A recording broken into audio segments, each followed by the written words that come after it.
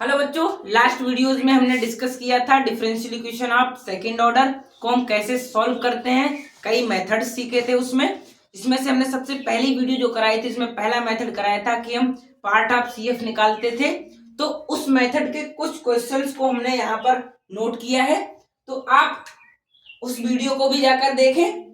ठीक है, तो उसमें हम क्या करते थे कि एक इक्वेशन होती थी d2y/dx² plus Q by P D Y D X plus Q by equal to R. इस टाइप की हमारे पास इक्वेशन होती थी, जिसको हम क्या करते थे, इसमें से पी क्यू और आर की वैल्यूज यहाँ से कंपेयर करके निकालते थे। तो हमारे पास फिर हम 6 इक्वेशंस थी, उनको सेटिस्फाई करके देखते थे कि हमारी कौन सी इक्वेशन सेटिस्फाई हो रही है। उस हिसाब से हम उसका सीएफ निकालते थे। ठीक है, जैसे इसमें मान लीजिए पहला पार्ट है, कह रहा है कि y बराबर x की power m is a part of CF of equation d2y/dx² plus p dy/dx plus q by equal to r। If यदि क्या, वो कौन सी इक्वेशन है जो सेटिस्फाई होगी इस इक्वेशन से कि हमारा CF है जो y बराबर x की पावर m होगा।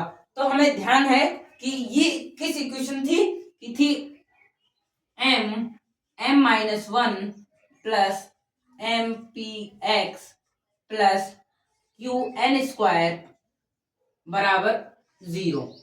ये इक्वेशन थी। अगर इस इक्वेशंस को हम p और q और r की जगह पर अगर ये वैल्यूज रख देते थे और हमारा 0 आ जाता था, तो हम लिखते थे कि y बराबर x की पावर m हमारा CF होगा। ठीक है, और इसी तरह अगर आप देखिए, ये सवाल हो गया, इसी तरह ये आपका आंसर हो जाएगा। और दूसरा सवाल है y बराबर e की power x is a solution of equation d2y/dx² plus p dy/dx plus q by equal to r। If ये कौन से इक्वेशंस को सेटिस्फाई करेगा कि हमारे पास CF हमारा क्या आ जाए, y बराबर e की पावर x आ जाए। तो इसमें ये पहला ही पार्ट था आपका 1 प्लस p प्लस q बराबर 0। जब इस इक्वेशन को हमारा सेटिस्फाई करती थी p q r की वैल्यू, तब हम लिखते थे कि हमारा y बराबर e की पावर x हमारा एक सोल्यूशन होगा। इसी तरह आपके पास तीसरा, चौथा और पांचवा और छठा, ये 4 क्वेश्चंस बचे हैं। आप इनको घर पे करके देखिए, समझ में ना आए तो आप उस वीडियो को दोबारा देखें, जिससे आपको आज अच्छे से समझ में आ जाए। और इन जो क्वेश्चंस हैं, इनके आंसर आप कमेंट करें। Thank you.